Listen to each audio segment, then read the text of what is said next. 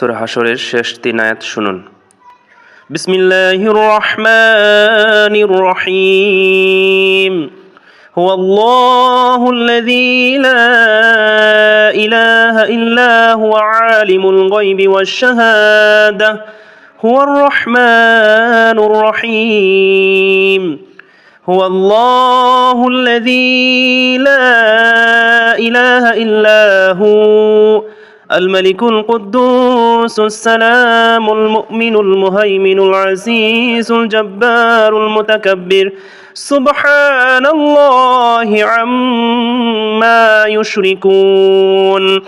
هو الله الخالق البارئ المصور له الأسماء الحسنى يسبح له ما في السماوات والأرض وهو العزيز الحكيم.